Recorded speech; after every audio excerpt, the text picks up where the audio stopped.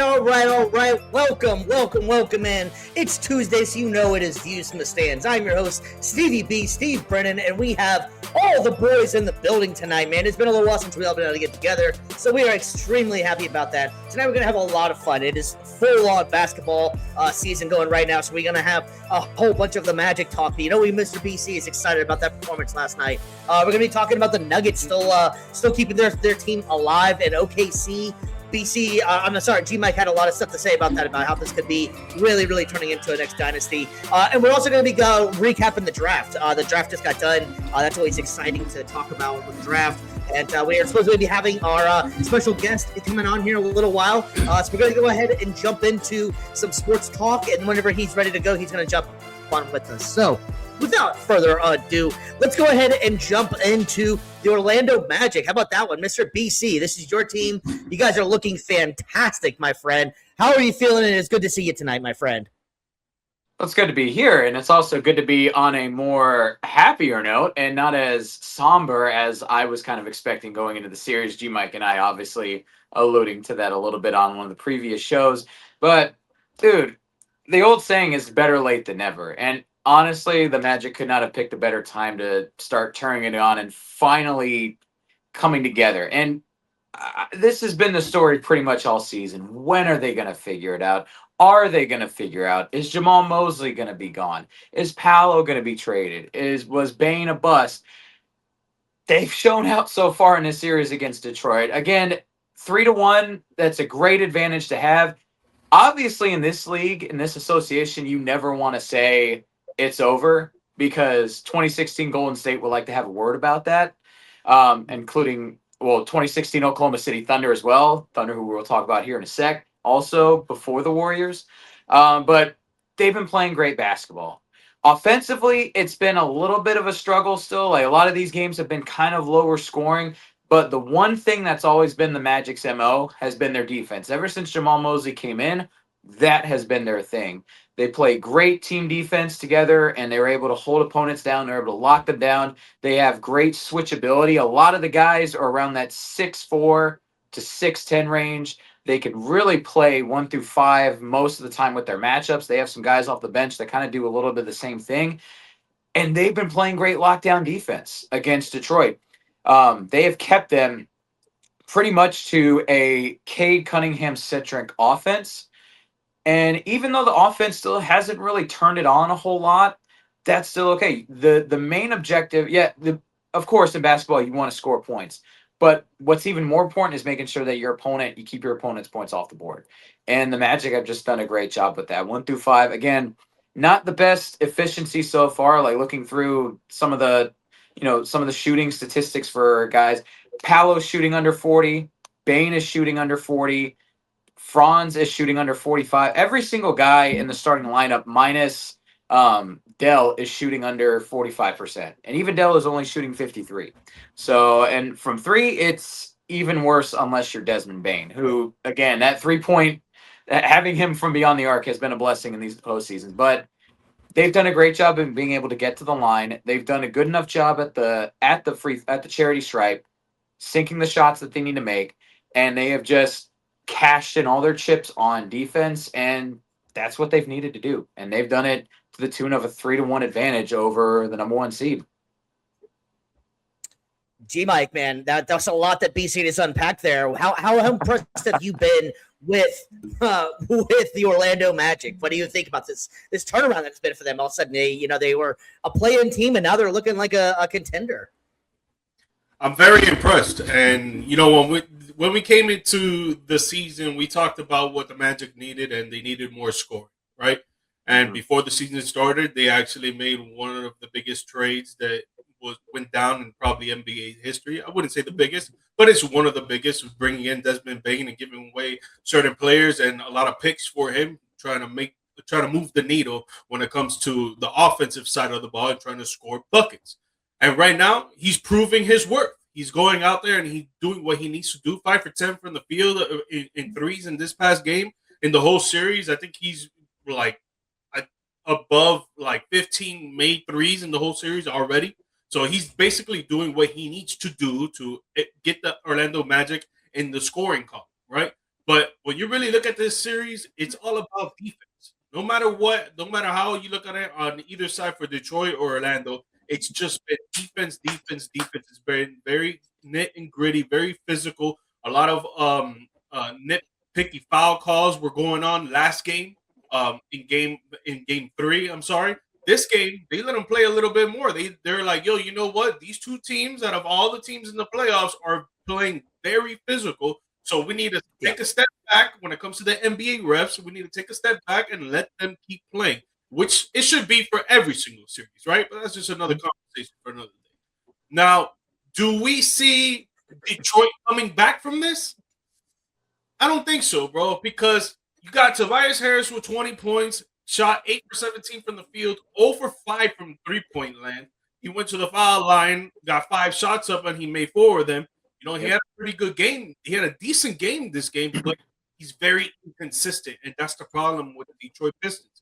The only one that's consistent is Cade Cunningham. And He shut down. turnovers, he's been very consistent, freaking getting 6 to 7 turnovers a game in this whole series, while in the regular season, he averaged only 3 to 4. I think it was 3, but it was around the 3 to 4 mark.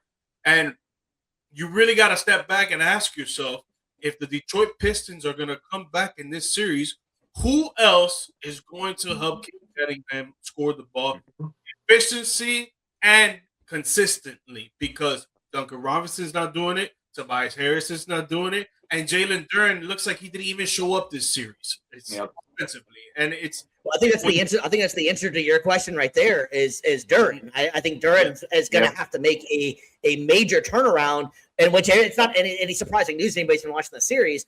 I think that he is the key factor in this whole situation. I think that this is what we've been talking about with Detroit. As I think they're offensively, I don't think that they can hang with some of these teams. And that's why I've been slightly calling them more of a March Madness kind of team, because they can bully you and they can beat you up. But unfortunately for them, Orlando can play that same style of basketball. And for a series, that's where the problem's going to come in for them, is they don't have enough consistent scoring with these teams. So I really do. I do think that Orlando will end up taking the series. I think Detroit will give them one more last punch. And BC, correct me if I'm wrong, the next game is going back to Detroit, correct? Yeah, it's in the 2-1, or not the 2-1. It's in the home for Detroit. So I could see them taking the next game. You know, maybe the Magic let off the gas a little bit, but I will say they've been turning it on at Kia Center. And the other thing about this series is this whole series has been decided by 10 points total. Like, that's it. This has been an extremely close series. So in matchups like this, where, you know, again, the Magic have been much better at home than on the road, that game 6, I think, you know, again, if Orlando loses game 5, it's not the end of the world. But when it comes to game 6, the pressure is still on Detroit, and Orlando at home, they've been great. And those few points can really, you know, those few points that you need to pull ahead in this can really swing in favor of the home team at home. And then I just want to throw out as well, just as a little shout out as well, like Wendell Carter Jr., we talked about Durant. He's been doing a great job of absolutely bullying the crap out of him down low. Like, he's averaging a double-double so far, 1.5 blocks, 3 assists. He's done a great job of answering the challenge and really stepping up. Again, he's on the graphic right there. So, like, he definitely... Yeah. I've been one of his biggest critics, I would say, this whole season. And I think it's warranted. I think that he's not been at his absolute best, but he's really stepped it up in the playoffs, and he's done what the team has needed to do. He's done the dirty work. He's been physical. And that's what I think he was missing a lot of during the season, is that physicality. And I think that's just as well the team as a whole, just trying to figure out who needs to do what. But shout out to him for being that physical presence down low that's been able to bully and contain Jalen Duren. And then also, too, Cade Cunningham's stats, like we talked about how he's been balling out, he's still very inefficient while doing so. 42% from the field, 29% from 3, and then just a hair under 79 from the line. It's not great shooting splits. So, again, credit to the Magic for containing him. Again, you're not going to stop him, but they've done a good job of containing him and making the other teammates try to beat them. So I'll push back on that a little bit. Yeah. When you have a player that is the only one that is the consistent scorer, the defense, Pauls, is gonna tighten up and get close to him, and he's not gonna be able to do as much when it comes to driving into the lane, when it comes to his post fadeaway that he likes to do, when it comes to shooting the 3 ball, when it comes on the pick and roll. It's tough for him to get really going because of the fact that no one else can score with him consistently on the team. Yeah, and that's what I'm trying to say. Like, kudos to them though for dialing in on that game plan and not necessarily trying to be like, oh yeah, we'll just try to cover everybody, and then he torches you for like 50. Like they've done their homework. They know how the team has worked. And again, Jamal Mosley, for all the critiques that I've had about how he runs an offense, he knows how to run an NBA defense, especially when it comes to these types of matchups. He knows how to key in on that one ball player. And again, like we said, make him work for every bucket. And then eventually he's going to try to look for his teammates, and they're okay with them trying to beat him. Another thing I'll push back on, real quick, Steve, is just I think that if the Pistons win the next game, which I do believe that they win the next game at home, I think BC's right that they'll step off the gas a little bit when it comes to Orlando Magic. But I think that the pressure is on Orlando for Game 6. Mm-hmm. I don't think the pressure is going to be on the Pistons already, because they already know that the pressure is on them right now when they win Game 5. They're going to have a sign of relief. Once they win that game and they go to Game 6, they're going to have a sign of relief and they'll be like, all right, cool. We got our confidence. We know what we can do. We know how we can beat these guys. So let's go to their crib and beat them, while Orlando's going to be like, yo, when we play on the road, we're not as good as we are at home. So we need to close this out right now, because it can get real ugly in Game 7. Yeah, my only thing where I'll push back a little, again, pushback of a pushback of a pushback. I will say playoff experience, I think, does favor Orlando in this case, because they have been in the playoffs for the last 3 years now, it seems like, and they have played tough competition. They've played against Boston when they went to the finals. They played against Cleveland. So they have these experiences in these big games. So I feel like they have learned a lot. So I feel like if this goes to Game 6 and it goes to Orlando, I think they've learned just enough to be able to get them over the hump of this first round matchup. I think that will be the thing to carry them over. And I don't see it going to 7 if it does go to Game 6. Me either. I was just saying that I think the pressure is on them Game 6, because you were saying that it's not. That's what I was just saying. But I believe that they win it in Game 6, 100%. Yeah, I think mostly it's just Detroit's got to win 2, or at this point they still got to win 3, and then Magic just have to win 1. That's my point. So yeah, man. I want to thank Flex Tommy for checking in with us, and I appreciate the follow on the stream here. Going back to Magic now, BC, I want to know how concerned you are about this one, because I'm hoping you probably saw the news on this one about Franz. He is out they're thinking he might be out for the next game. And that's another one of the points of like having missing points, because he was finally coming back. And also this Magic team has only, I believe I heard that it's only played about 15 to 20 actual games together with this squad that they actually have. So that's another impressive thing that they've been doing. But you can see whenever they have the core together, how concerned are you if he can't play? Because that is a major point, because they're not scoring that much. So they need his scoring. Well, it's not just that. He also, like I said, with what he's been doing on the defensive end, he's been getting about 3 steals a night. He's been a ball hawk on that end. So, like, that's very important, what him and Paolo do as far as being able to switch as 2 combo forwards like that. But I will say it's always going to be missed. He is the 1A, or he's the 1B to Paolo's 1A. They are the 2 guys. So, of course, it's going to be big. But I would rather, if it's bothering him that much, I'd rather take the loss on the road and then not risk aggravating it anymore. Give him a little bit more time to work it out. Get him primed for Game 6 at home. If he keeps tweaking it, then you make that decision then if you want to take him out and go put all your chips in Game 7. But I think at this point, I know they've been kind of playing the long game anyway for most of the season, but you got to be smart here. If you need to rest him for this game, you might as well just take the L there, as opposed to you play him, he gets hurt, and then he misses the rest of the postseason. I'd rather do that. No, yeah, I mean, we all probably would rather have that situation and have him not be hurt. But I think that's going to be a big factor. And honestly, I really like G-Mike was bringing it up as well about Bane. I really like Desmond Bane a lot. I like his attitude. He's not afraid of anybody. He's not afraid of the big moment. He was that missing piece that I feel like the Orlando Magic needed as far as like the 3-point scoring. Yep. They do need to add that on. They may possibly need to go, excuse me, do that later on and to add more players. But I like what they have going on. And I want to give Bane a big shout out there too, because I feel like he's been a big missing piece from what this Orlando Magic has been missing for a little while. And he just strikes me as one of those, dogs that isn't afraid of the moment. And I really like that. I like that about his game. People dog that man for his T-Rex arms over the years. And I'm like, dude, the guy's scoring 20 points. He's averaging 25 and 5 and giving you solid defense. Like, don't talk smack about that man's arms. I wanted that man. I wish we would have drafted him back in 2020 when we had that. But, that's another story for another time. Yeah, I don't want to get too much into it, but Jalen Suggs, you need to step up, man. He does. You need to step up offensively. Yep. Mm-hmm. He's been been 1 for 11 from the three-pointer. He's not going to cut. Nope. Regardless of your defense. And there's another guy on the roster that is coming for that spot, Anthony Black. So it's like if AB keeps balling out and Suggs keeps struggling, don't be surprised if maybe in the offseason you might find Suggs linked in a trade package or something like that. Because AB, 100%. He's had a borderline breakout season this year, and I've loved what he's done. Might go for John Morant. He was there at the game.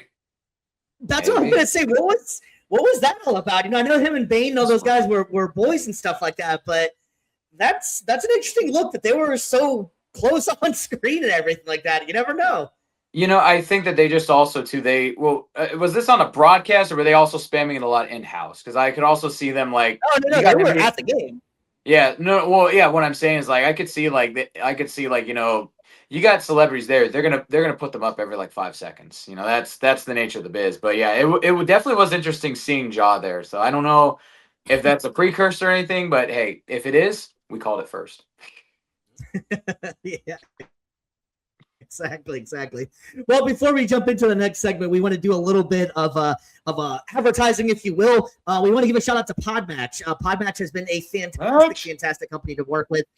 They've been helping us out with everything we've been going through for the last few months. And so we highly recommend, if you're going to do any kind of podcasting, to get with PodMatch. We've been able to interview all kinds of different people. Kelly was a great guest we had last week. Hopefully Zach's going to be able to make it on tonight. AM Pfeiffer, man. We just had so many cool people. Now and then podcasts. Who else we got on here, guys? On the sports chasers. We've just been able to really work with a lot of great people, and we all met them all through PodMatch. So we want to make sure we give a special shout out to them because they've been holding it down for us and really helping us out.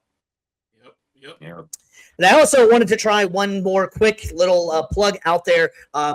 Still up and fresh. It's still pretty new out there, but we have our very own store up and running right now. Check it out up there on the screen for you guys, man. It's the VFTSstore.com. You can see it underneath my little handles down there. Man, we got some great stuff on the site. Please check it out. I guarantee you'll like it. We're just still trying to promote this thing and get it out there. This shirt in particular that I am wearing tonight is a golf edition shirt we have. This one is available for purchase on the store. It is great material, and it looks awesome and feels great when you're out on the course or just in general. So we really appreciate all the people out there that's already bought and plan to buy from our store. So really appreciate that out there for you guys. All right, well, let's go ahead and move on from the Orlando Magic, and we're going to go on to the Oklahoma City Thunder, who, let's just face it, boys, they are looking fan-friggin-tastic right now. The Oklahoma City Thunder swept the Phoenix Suns at a final score of 131-122. G-Mike, man, is this the start of the actual dynasty, or was just Phoenix just that easy of a go-through?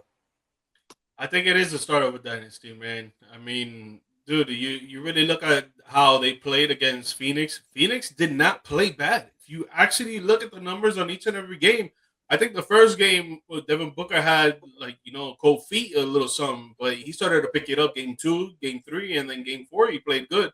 Dylan Brooks came to the show. He played amazing defense while he was still playing some pretty good offense. Jalen Green was shining bright when it comes to scoring the basketball.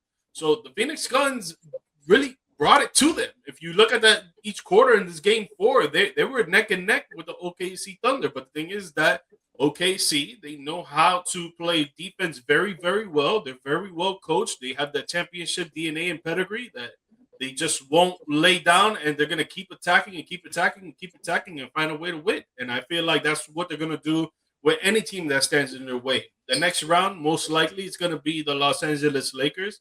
And if you really think about it, Luka and Reeves are not there. I don't see the Lakers winning one game. But if Luka and Reeves come back, I can see the Lakers getting it to 6. But then it's who would have thought the Lakers would have been in this now to go with this right now as well? So anything's possible, I suppose. But I agree with you, though. Yeah, no, for sure. Anything's possible. At the end of the day, sports change in a matter of seconds. So it's just our takes, and it is what it is. But OKC, the facts are they're young, they're very talented, they're very fast on offense and defense, they're very intelligent on the court, and they're very well coached. While the Lakers, they could be all those things, but they're older, way older than the OKC Thunder. And it's like, when you really put it neck and neck, who's going to really win? Speed kills every single time. So we'll see what happens in that series. And then the next one would be most likely the San Antonio Spurs, because if the Nuggets end up beating the Minnesota Timberwolves and go on to the next round, I don't see how the Nuggets depth, not Jokic, not Murray, everybody else, I don't see them competing with the whole San Antonio Spurs pedigree. The whole roster. I don't see that happening at all. So I think the Spurs and OKC will be neck and neck. Maybe it goes game 7. It's going to be hard to really stop Wemby. But for me, I think this is going to be a startup for Dynasty. And I think the OKC has a really high chance of going back-to-back. Yeah.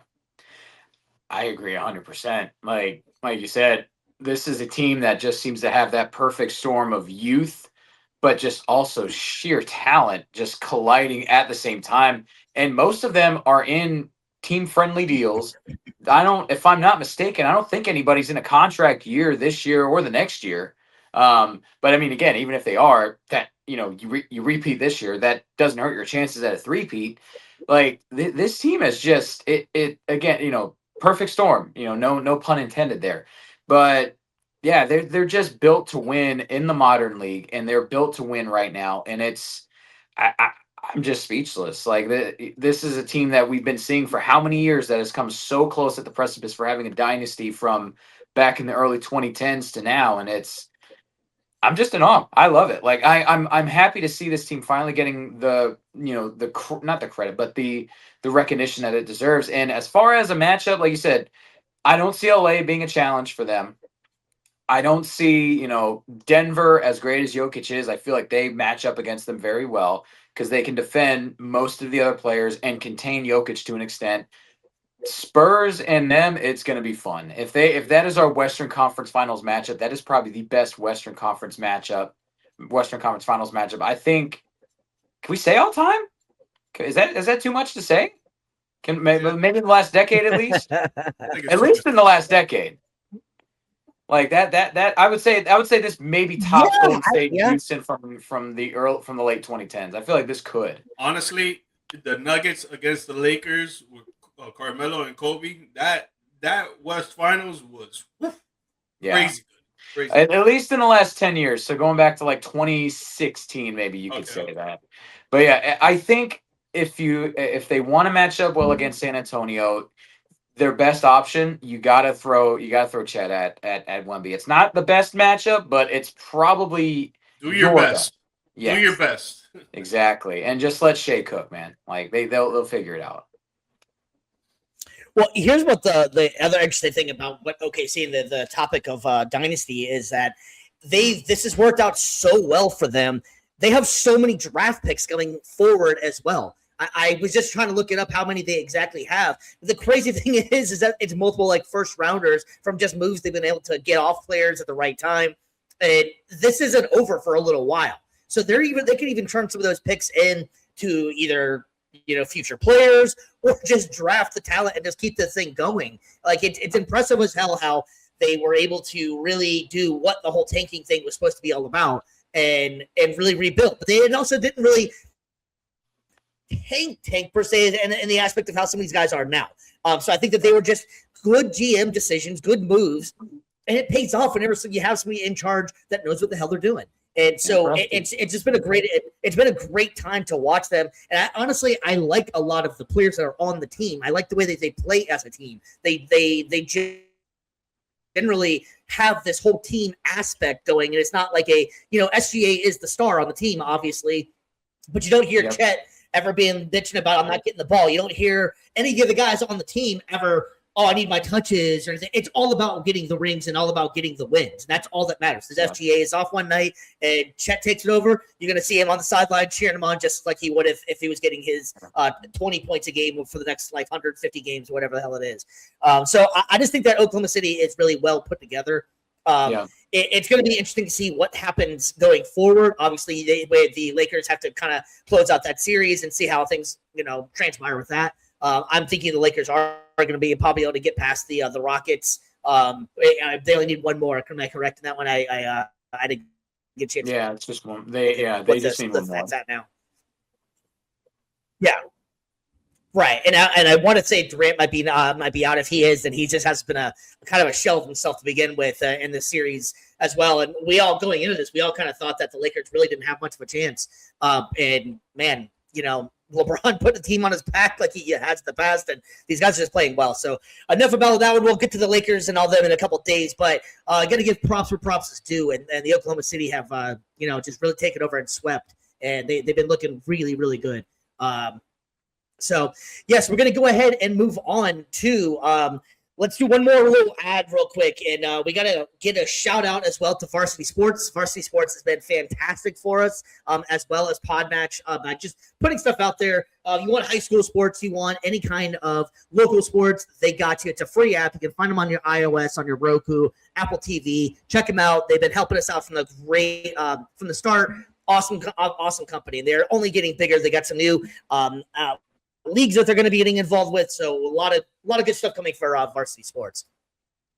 So let's go ahead and move on to the other major, the other major series that was going on there last night. And that was the Denver Nuggets taking on the Minnesota Timberwolves. And the Minnesota Timberwolves are, unfortunately for them, coming in limping for sure. And it showed in the game. Now, Minnesota definitely gave it a run for their money. They didn't get totally demolished, but it was definitely a Denver win. And Jokic doing what Jokic does. Finally, he was able to get that game that we've all been waiting for. He's been kind of struggling a little bit in this series. And so he goes 27, 11, and 16.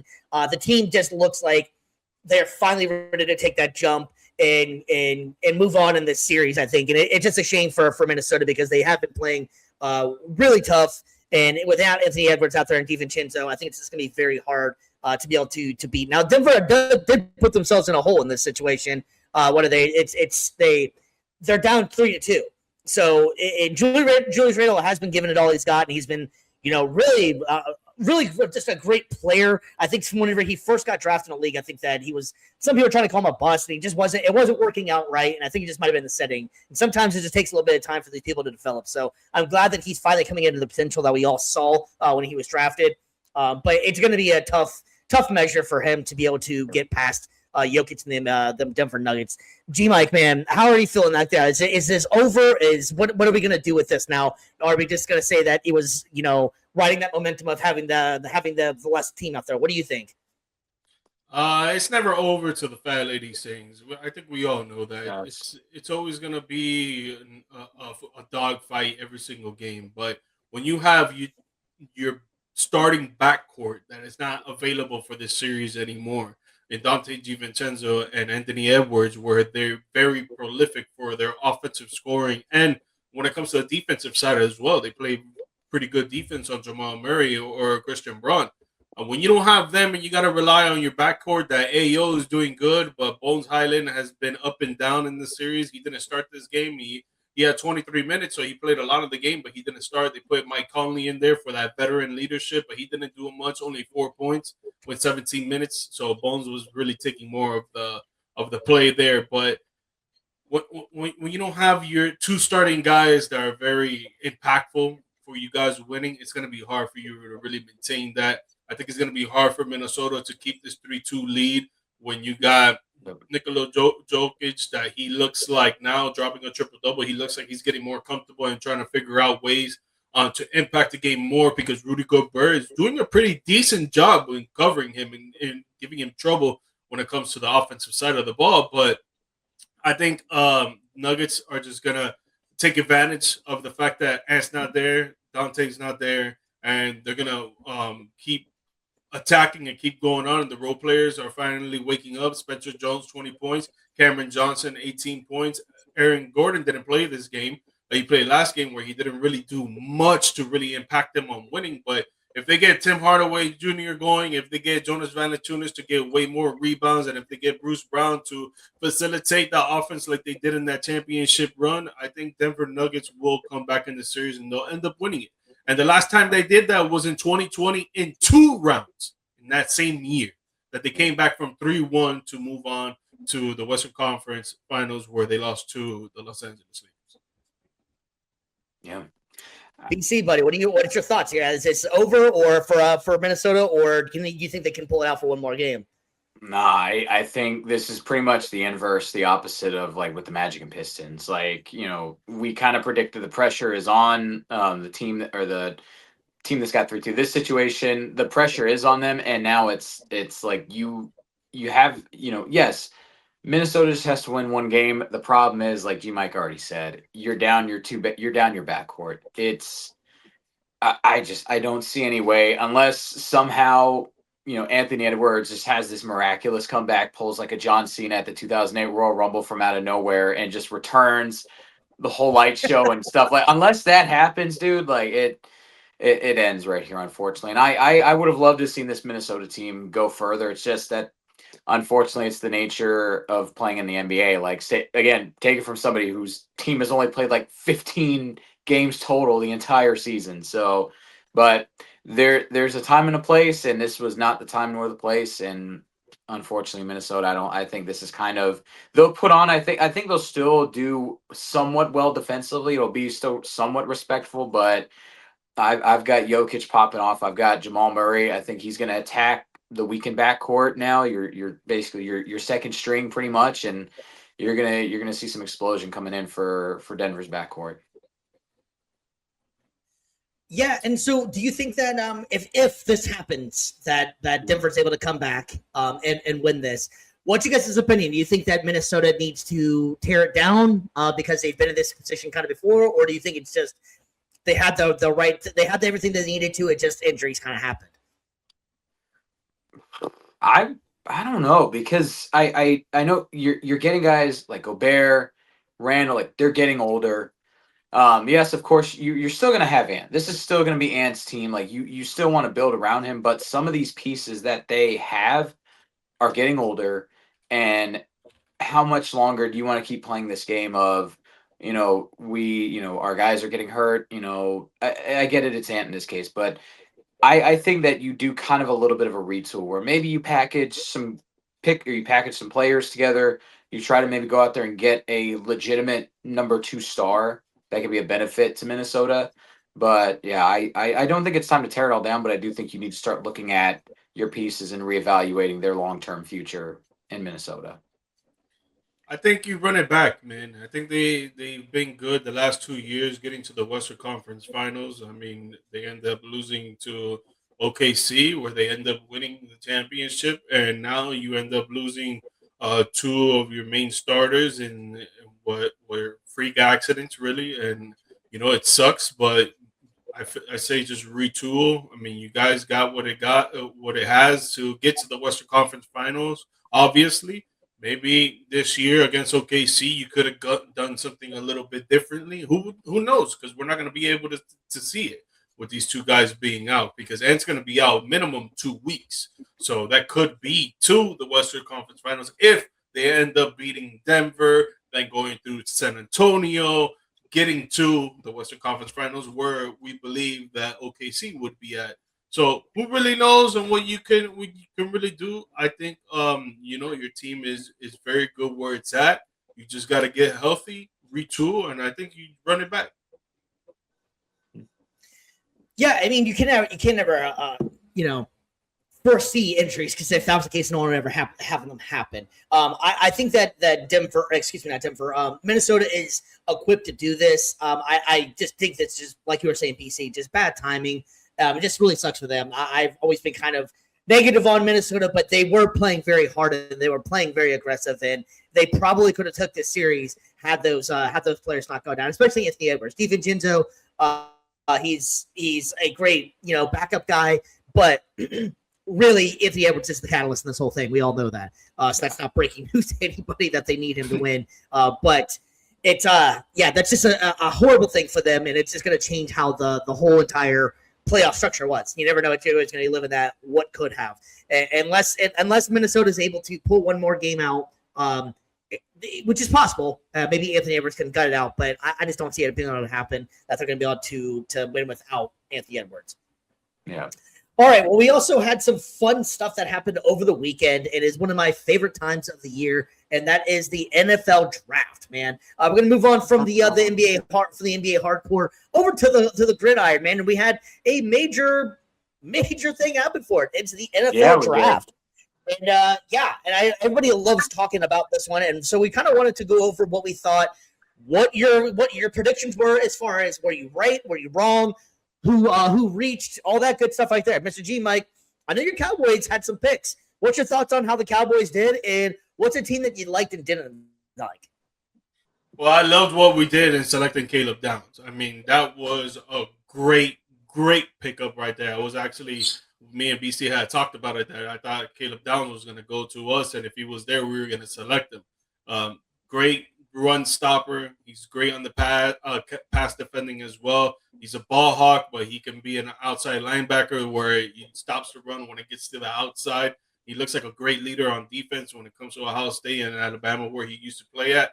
I mean, dude, I think it's going to be phenomenal for us. I think he's going to start right out the gate. I don't think there's going to be any let's ease him in there and stuff like that. No, I think he's going to start from week one preseason, week one regular season, and I think he's going to show the ropes when it comes to the defensive side of the ball. He's going to bring that energy and tenacity and intensity that we need right now because, man, we're looking scarce. But just like looking at the top 10, man, Fernando Mendoza, I think we all knew that he was going there, number one. Having him learn under Kirk Cousins, I think is going to be a good thing. Number two actually surprised me, David Bailey, the edge going to the Jets. I didn't think that he was going to go that early. If anything, I thought Reese was going to go to the Jets, but I guess they saw something that they didn't like, and they're like, you know what, we're going to go with Bailey. Jeremiah Love was another one that I was very surprised that he was going to the Arizona Cardinals. I thought he was going to fall to Washington. I thought Washington was going to grab him. I think Cardinal Tate for the Titans was pretty good. Cam Ward gets his wide receiver one. Reese is also a great edge. I thought he was going to go first to the Jets, but he went to the Giants. The other side of New York is going to be great defensive front line for them for sure. Kansas City Chiefs. Wow, trading up for the sixth pick to get Delane out of LSU. The corner, the best corner in this draft, was very surprising to me. But an awesome move after Trent McDuffie went to the LA Rams. They fill that void right there, and this guy's going to shine right out the gate. Washington Commanders, Sonny Styles. I think he's a great linebacker as well. Great run stopper, and he can play the pass. I think it was good for them too, where they had a weak defense. Jordan Tyson, he's gonna do his thing over there in the Saints. That one was kind of on the fence, surprising to me because it's like, what are they going to do with Chris Olave if they're going to have this guy wide receiver one? Are they going to try and trade him? Like, there was a lot of trade rumors for Chris Olave to get traded. So maybe they use him as trade bait, try to get some picks or some other players in return. And then with the last two offensive tackles to two teams that actually need offensive linemen, I think we're good picks for the Cleveland Browns and the Giants with their second pick in the top 10. Yeah, it's the Browns did really well. It's kind of ironic to say they've done really well the last 2 years. So they had some nice picks in there. And I think you're right about your Cowboys. BC, my man, how did you feel about your Bucks? How did you feel about this draft? Anybody that you wanted to talk more about? You thought was a stretch or anything? So I love the pick that we got in the first round, getting Ruben Bain Jr. I did not expect him to make it to us. That's why I picked Mesidor. But, like, getting Ruben Bain like that, gosh, that's big for us. Like, I know, obviously, there was some stuff. Like, the more I've researched into him, the more I've researched into a lot of the issues that I thought were issues. Like, some of the off-field stuff weren't necessarily as bad as, like, I was thinking they were. Looks like a lot of that stuff has been kind of water under the bridge. Like, it's been dealt with. But, man, from a football aspect, the dude is a monster. And if you saw like his reaction when he got drafted by us, like I don't think he's upset. He wasn't upset that he got drafted by us. He was upset that he fell that low. And you saw that man stone faced, walked out there, didn't pick up the hat and smile and stuff. He just grabbed it, left. Probably the hardest dap I've ever seen. Or I saw the draft like all night. Like that man is motivated and pissed off to prove a point. Like I think he wants every single team that passed on him to regret that decision. I love it. Like, like I said, I was going for Mesidor. So dude, G Mike, your boy's into you, man. Like, heck yeah, you guys, and not just him. We got Keontae Scott too in the fourth round. That was a steal, I think. I'm surprised he UN, fell that baby. low. Like I like those two. Like those two guys right there. That intensity, that demeanor, that nastiness that they bring to it is going to really help put some juice in this defense. And a defense, honestly, that needs a little kick in the pants because they looked pretty soft last year. So I like the idea of getting Bane and Keontae to kind of push the edges and to push the secondary there a little bit and get them a lot tougher up front. That's what they need. Some other picks they had, like I liked getting Ted Hurst from Georgia State. He's a big bodied receiver, gives Baker another guy, can be like not exactly Mike Evans, but somewhat close to that. But again, it just gives you more of an insurance policy for the receiver room. You got some depth there with Billy Schroth along the offensive line. DeMonte Capehart for the D line, some depth from Clemson. I was not the biggest fan of getting Bauer Sharp, the tight end, like trading up to get him. I thought that there were so many other candidates that they could have selected that were better. And also, I felt like we're going to my first reach. I think Josiah Trotter out of Missouri was a bit of a reach because, yes, Miami Dolphins came in and took my boy, Jacob Rodriguez from Texas Tech. I was sad. I was bitter. But CJ Allen was still on the board from Georgia. Jake Golday from Cincinnati was still on the board. I thought those guys, yes, I know he comes from an NFL pedigree, but I was not as impressed with his tape compared to the other linebackers. I hope he proves me wrong, but I thought he was a bit of a reach there. I was going to say some other reaches though too. Arizona, I know Jeremiah Love is the best back, Thank you. I was about to say that. Right. yeah, I thought that was a bit of a reach. Carnell Tate for Tennessee at 4. Yeah, exactly. Like Yeah. I was like, okay, we're letting Sonny Styles go to Washington. That's lovely. And also Ty Simpson for LA. Like Matt Stafford only has a handful of years left. I get it. You want to prep for the future, but next year's quarterback class is supposed to be so much better in terms of depth. Why did you guys trade up and get this pick? Like I don't understand that. Like he probably still would have been there at the end of the round where they were drafting at or towards the end. So I thought those were a bit of reaches, but as far as great picks, like I said, Washington getting Sonny Styles, Yep. steal right there for them. Deal, big time. Like you said, Cowboys getting Caleb Downs, and then if I'm not mistaken, oh no, you guys traded. That was the funny thing, you guys I think had traded. Oh no, you guys traded back. Please don't do it. Please don't do it. Please. What? I'm just saying, you actually played nice with your division Bro, rival. bro, Dude, man, good for bro, you it's an guys, man. unwritten rule. Just like the unwritten rule of you can't score Hey. NBA bucket at the end of the game when the Wait. clock is gonna run out. Whoa. That's an unwritten rule right Hey, there. man. Do not trade with your rivals. Way to show more brotherly love than Philadelphia actually has. Good on you guys. I'm proud of you, G a Mike. top freaking receiver, man. But hey, you got Malachi Lawrence from UCF. I'm sure that's going to We work. could have gotten Mesidor. That's why it pisses me off because we would have been at 20. We could have gotten Mesidor. Oh well, man, that's the way it goes. But that aside, I had to throw a little bit of shade there. Caleb Banks to Minnesota, bit of a reach, I think. Great talent. I think that there probably were better tackles at the time, but like G Mike alluded to, Kansas City, their first 3 picks, the best cornerback in the draft. You have I would say probably the best or the second best interior defensive lineman in Peter Woods at the end of the round.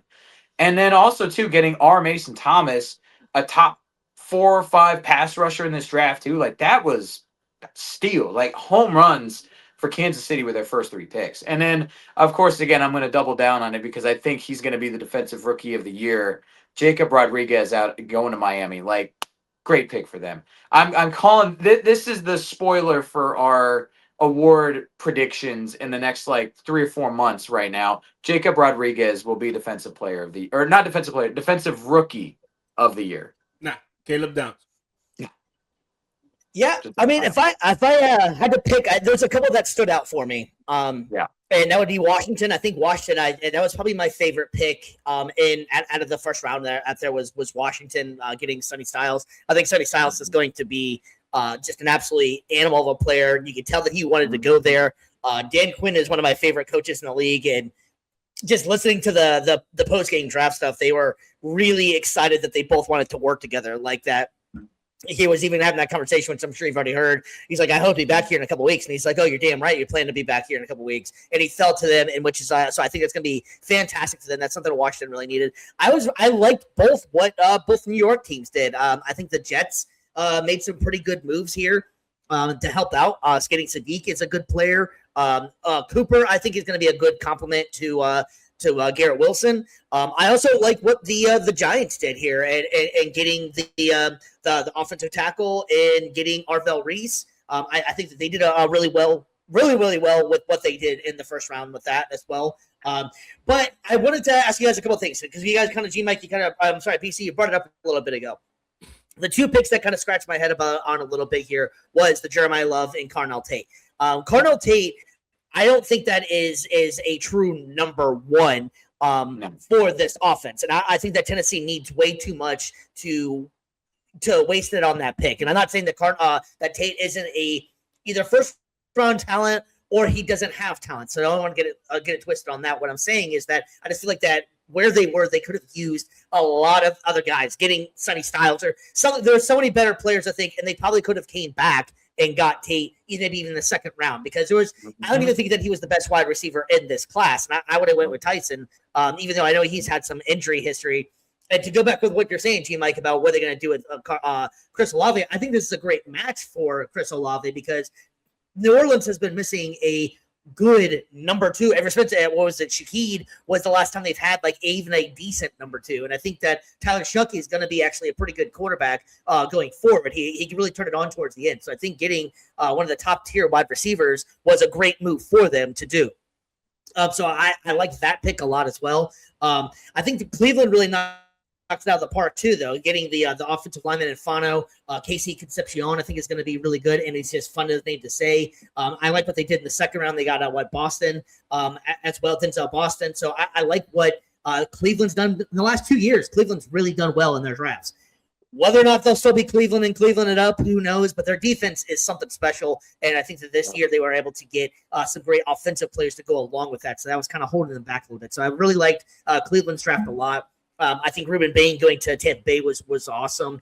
There was definitely some interesting picks, to say the least. You know, that happens every year in the draft. We're kind of like, oh, okay, Ty Simpson. Now, that one is an interesting one, and a lot of people have mixed feelings about it. And you can go with the quarterback class is going to be better next year. But if you read the writing on the wall and where the Rams are set up, they're really looking like they could be Super Bowl contenders, and I'm pretty sure they are the Super Bowl favorite going into next year. So if they do exactly what they're on paper supposed to do, that means their pick isn't going to be till like the 32nd pick or so, maybe 31st pick somewhere in there, unless they have to make some moves. So maybe that's why they went ahead and saw that they can get Ty Simpson, get him now, and let him grow in the next couple of years, and get him on that rookie contract so that they can maybe extend it. That's all I can think of. I don't think that Ty Simpson it was the worst pick. I don't think it was like the Michael Penix thing where that was way too early. Ty Simpson was always pretty much on record in here saying that he was going to be like the number 2 quarterback. I didn't expect them to do that in this position here. Maybe trade back into the later in the first round. But they did pull the trigger there, and I think that they like what they saw. And you'd rather get a guy that you can build with over time. That actually has some talent, I believe, than having to just go forward in the 3rd or 4th round because you have to make those picks. So I'm not totally against the Ty Simpson pick. It was a head scratcher a little bit, but I'm not totally against it. I can understand what they were going with on this one. G Mike, what's your thoughts on the Ty Simpson move? I like it a lot, man. You don't know what we're gonna see with Matthew Stafford when it comes to the injury report, right? Like he could. Don't get me wrong. He's Hall of Famer, All Pro, Super Bowl champion. He probably will be a 2-time Super Bowl champion. But you don't know how really he's gonna get going through the season. You don't know if he's gonna stay healthy, right? And what you alluded to, you draft a quarterback early in the first round this time. So if Matthew Stafford does stay healthy and they do make the Super Bowl run, they get there and they win, you have Ty Simpson already learning under one of the greats. Yeah. And after all the times that we've seen in NFL history that their backup quarterbacks that turn into starters and they turn into greats are the ones that are learning for years and years under these guys, and they turn into this all-pro. Last we saw Jordan Love, Aaron Rodgers. Like the list goes down and down. Like I think it's a good pick. Yeah, a lot of people can't say that it was very early in the draft for sure, but I feel like there's a writing on the wall, just like Steve said. Of we know what we have right now, and we want to prepare for the future. Yeah, I feel like it's also a pressure situation as well. You know, they still do have Stetson Bennett, who they do like. But you have that rookie contract deal, which was such a big thing, and they can also tag him for the 5th-year option if he is what they're hoping he can be. So I think it's a pretty decent move. It was a little rich for my blood for being the 13th pick, but I do understand what they were trying to do. I would have thought they would have maybe went another direction, maybe another tight end, possibly, even though we all know that they love their tight ends and they have so many to begin with, but Sadiq being out there, or even Stowers or something like that, one of those guys. But I do understand why taking Ty Simpson there, and it just alleviates the pressure, almost like Mendoza in here when signing him under Kirk Cousins. You got time to learn, and that's what you want these guys. If you guys really are wasting picks on it, you want them to learn. Yeah, I feel like they could have addressed it. Maybe I think they could have maybe used I think he would have been available to them in the 2nd round. I think. Yeah, I don't know. If I agree. But yeah. What would you say for them to draft? Put the draft picture graphic back up, Steve. Sorry. Okay, yeah, so I mean they have everything from 14 to 32. We'll say, right? We'll keep it just the first round. Who would you rather for them to have drafted? Honestly, you've got a few different selections. I mean, if you wanted to get edge, there's Bain there. If you wanted to get tight end, you have Sadiq. Even beefing up the offensive line and getting Ione from Penn State. Like, that could be some selections right there that they could have made that would have benefited the offense. And you talk about keeping... No, but I'm sorry. No, you're fine. I probably didn't say it right. But a need for them, because in my opinion, a backup quarterback is a need. I don't think Stetson Bennett is that guy, and I think he's too small in my opinion. But yeah, that's just my opinion. But a need for them, what position would you say and who here? If I was having the pick, I probably would have went Malachi Lemon. And because with Puka's got some interesting stuff going on in the offseason. Yeah. I don't know what's totally going on, and we don't need to get into all that until we know all the information about it. But realistically, they lost Tutu Atwell. Who is their number 2 at this point on the Rams? I mean, it could just be slipping my mind, but I can't really name anybody that's another dominant receiver they have there. So, oh, Jesus Christ. Yeah. What am I thinking here? Devontae Adams. That's right. Sorry. Yeah, I did forget about that one. Sorry. But my point is, I'm saying, though, too, is that Devontae Adams is getting up there in age as well. So, I mean, it did slip my mind. And they were also talking about possibly getting rid of him already anyways in a trade. So I probably would have took Lemon and Malachi in that spot. Just it's not too far away from actually where he actually went, and he was projected as one of the top 3 receivers. So I think that would have been a great need that the Rams could have filled in there instead of getting Ty Simpson. Yeah. Okay. I mean, and like I said, I feel like he would be available in the 2nd round for the Rams to take, just because I don't know of too many quarterback hungry teams like right now at this point. So, but again, if I hope that it pans out for them where they're able to make that happen. I just think it's a little bit early for Ty Simpson myself.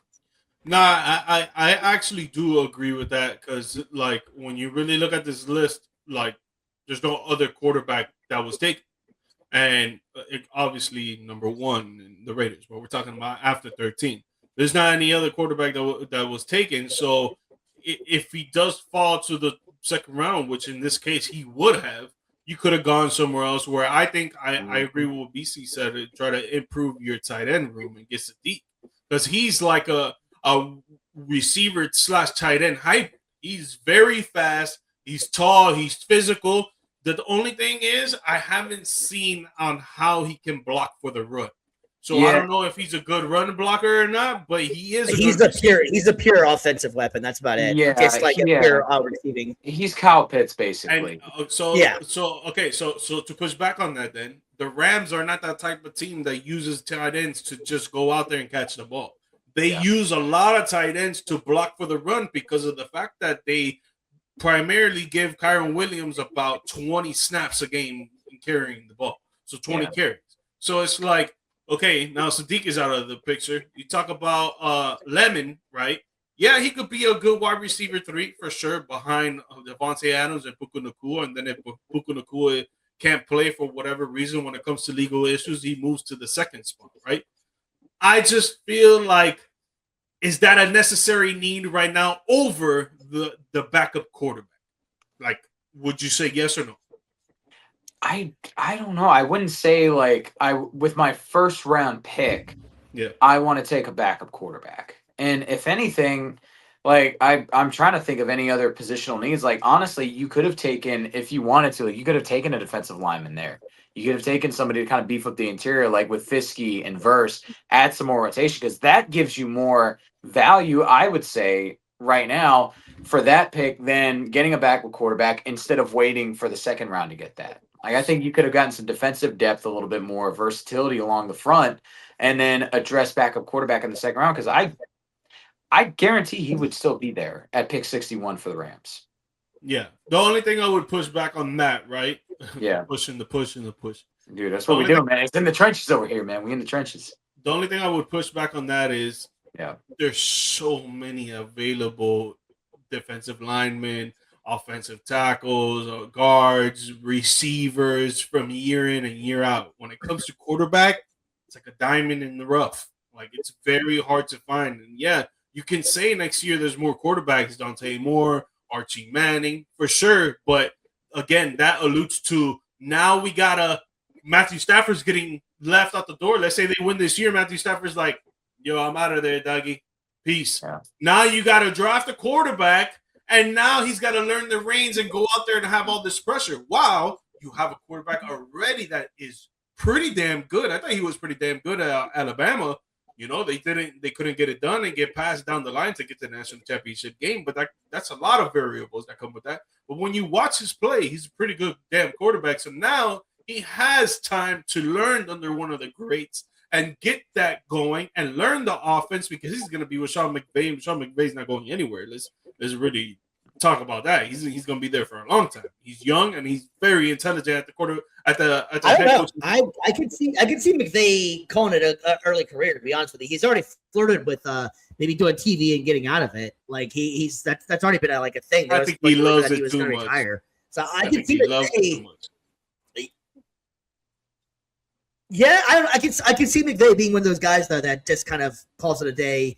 You know, maybe when Stafford, because him and Stafford are pretty damn close. So maybe when Stafford's done, maybe he can be like, you know what, I'm good. I've proven what I need to prove. I'm young. You know, I got a young family and everything. But so we kind of talked about it. We didn't get totally into it. So Jeremiah Love, is this a good pick for the Cardinals? Bad pick? What? G-Mike, what's your thoughts on that one, man? I think it's a good pick because he's a great running back, and he's of run first, catch second, but he could do both great. He could block as well. He's very physical. He has a high vertical, so if he wants to, he could jump over guys, balls, and I think he could run the offense really well with what they want to do. And in my opinion, right now, what they want to do is use both running backs and have a great rushing attack, right? And they drafted Carson Beck. While Carson Beck took UM to a national championship game, he could be a good game managing quarterback. And what's good game managing quarterback? A great rushing attack. So I think it's a good pick for them. Now, should they have gone another round and choose someone else? Yeah, I think they should have chose someone else. They could have got Sonny Styles. They could have got Reese. They could have got Caleb Downs. They could have got Ruben Bain. Like I don't know. Like, if you were already going for Carson Beck, you already had that on the table. You know that he was going to fall in the second round, and you were going to be able to get him, or in the third round, because I think they got him in the third, if I'm not mistaken. Yeah. So you know that was going to fall down. So you could have gotten other pieces where your defense wasn't great, your offense was atrocious. You could have stacked up in other places, right? But again, Jeremiah Love is a good pick. He's a good running back. So I'm not mad about it. I was just surprised when it happened. Yeah. And I will say, shout out to them for getting probably the best guard prospect in the draft, Chase Basantis from Texas A&M. Dude's like 6'4", 6'5", 330, and an absolute mauler up front. So that's a guy that you want clearing the lanes for Jeremiah Love right there. So they doubled down on the run game there, getting yourself your all-around back, pairing that with a big physical guard that can pull. That's exactly what you need. So I may disagree with the method, but hey, at least they were able to they didn't just take a bunch of random pieces. They went in there with a general strategy of what to do. And I will say, going briefly off topic for a second. Pushback I would have. Okay. Oh, I was like, all right, man, you gonna pop off? Push back. Go ahead. Gonna push back? No. The only pushback I would have about taking Jeremiah Love is the fact that they have Trey Benson. They just signed Tyler Algier. They have James Conner still. They didn't need to get another running back out there. So, like, that's the only thing that I can understand. You're taking best player, and some people had him as their number one player in the draft. But that really wasn't a need that they needed to get. They did just get Trey Benson not too long ago. They just signed Tyler Algier. And James Conner, although constantly injured, is still a workhorse back for them. So now they're going to have, that'd be 4 backs on this team. I mean, granted, you can constantly rotate them in and out, I guess. I mean, there's a new guy every time. But that just goes back to they're about to set the team rushing record for a single season right here. 4,000 rushing yards. That's not gonna happen. Trey Benson had his chance last season when James Conner went down to prove himself, and he did not. He had a few good games, but that's it. He did not. So he's gonna be. Benson got hurt though too, didn't he? I don't know if he got hurt, but I know that the games that he had played in, he didn't do as great. I think he had one good game. And I think I tried to trade him in fantasy, trying to get him going to give him to someone else, use him as trade bait. It didn't work because he only had one good game. And then Tyler Algier, he did. He had some red zone plays for sure behind Bijan Robinson and Atlanta Falcons that he did a decent job, but he's not a back that I think I would give the ball 20 times to if you're looking to rush attack, right? I think I would go with basically a generational running back.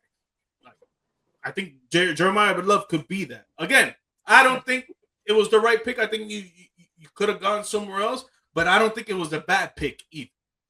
Yeah.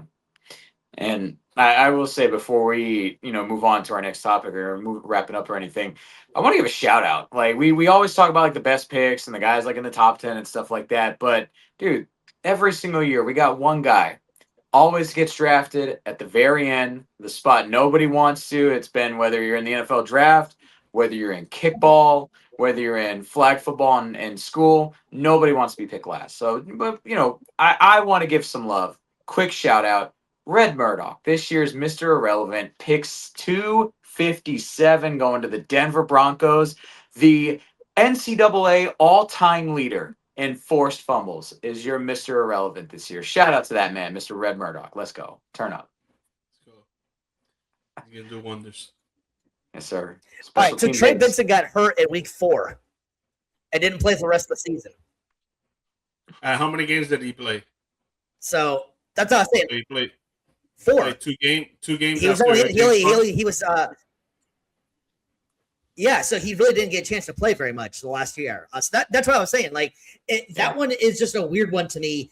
You have all those guys, and you just give good money to Tyler Algier. So why? Like it's almost like what the Falcons did with paying Kirk Cousins and then drafting Michael Penix Jr. You know what I mean? Like, you just spent the money on that. Why are you going after this? So that was just a weird pick for me in that one. And I think, like we were all saying, I don't think it's a downgrade or anything like that, or whatever the proper term would be to say that. I'm not talking bad about Jeremiah Love, because I do think he is probably, if not 1, 2, or 3 best player in the draft. It's just the spot. Like, why did they do that, or does that really fix Arizona? You're only as good. I mean, take Ashton Genty. Ashton Genty had a mediocre year, had a pretty good football year, if you will, but like not to the expectation people had. But you can only do with what the team you're on. So I don't know. That one just surprised me that they ended up taking him there. I thought Tennessee would have been a great spot for him, or Washington was going to be a fantastic spot for him as well. But who knows? You never know. It could work out perfectly great. We could be talking about, hey, maybe that surprise when we had the Arizona Cardinals win the Super Bowl next year. You know? Yeah, man. That's sports, baby. That's sports. Don't make sense. Well, fellas, I think that is going to wrap it up for us tonight. Unless any of you guys had anything else you want to throw on the draft or anything anymore, or are you guys good? Oh, man, I saved my piece, man. Mr. Relevant, show that man some love. That's all I got to say. There you go. Showing everybody some love. All right, fellas. Well, that's like I was saying. We're going to go and wrap it up. Please give a like and subscribe to the podcast. We're on all the socials, YouTube, Amazon Music, where else? Apple Podcast. Anywhere that you guys can link to some podcast, we are damn sure on there. Please check out our store as well, vtsstore.com. Lots of good deals on there, lots of great quality products, and that's what's going to help us continue to go on and do what we've been doing with this podcast. G-Mike, you got anything for the people before we take off? Yeah, guys, if you guys have been watching along with us, you have seen that we brought on guests because of PodMatch. Shout out to PodMatch once again. If you guys want to come on and talk smack with us, you're more than welcome to. This podcast is for the fans, by the fans, because we are fans. So if you guys want to come on, send us an email, or the emails are on the social media accounts. You could DM us as well. Start a conversation and see what's good and see what you want to talk about. See what your favorite teams are, and get you on an episode with us. Yep. BC, my friend, let people know what you got going on before we take off. Dude, you guys have been following us long enough, man. I'll just keep it short and sweet. BC the brand _media to follow my journey with sports broadcasting. Follow my wife's stuff. She does photography, event photography, videography, all that good stuff at brands.media. Man, you can kind of see what our journeys have been like over the years. It's been through some highs and some lows, but man, just like VFTS, man, we grind it through, we make it happen, we do it for everybody to make a big impact and a positive difference right here. That's how we do it. Fantastic. All right, ladies and gentlemen, we'll be back on Friday, and we are super excited for that one. We're out of here. We got nothing else. Sometimes just got to cut it short. All right, ladies and gentlemen, we are out. Good night. Be safe out there.